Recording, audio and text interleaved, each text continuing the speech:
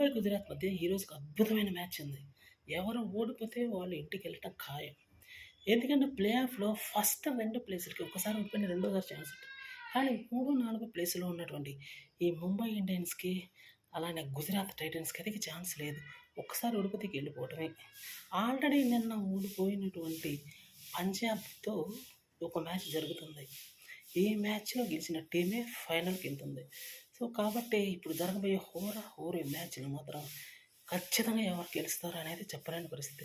అటు ముంబై ఇండియన్స్ చాలా మంచి టీమే. ఇటువైపు గుజరాత్ కూడా తీసివేయలేని టీమే. 2 బాగానే ఆడతాయి కాబట్టి మరి ఎవరికి ఛాన్సెస్ ఎక్కువగా ఉన్నాయని మరి చూడాల్సి ఉంటుంది. అట్లానే సేమ్ టైం ముంబై ఇండియన్స్ అయితే ఈరోజు చాలా బాగా ఆడే అవకాశం ఉంది. ఆల్రెడీ 2 మ్యాచ్‌లు ఓడిపోయినటువంటి గుజరాత్ టైటన్స్ మాత్రం కొంచెం డైలమాలో ఉందనే చెప్పాలి. ఫస్ట్ బ్యాటింగ్ అంటే ముంబై ఇండియన్స్ తీసుకుందంటే ఖచ్చితంగా విజయ్ ముంబై ఇండియన్సే అని చెప్పాల్సి ఉంటుంది.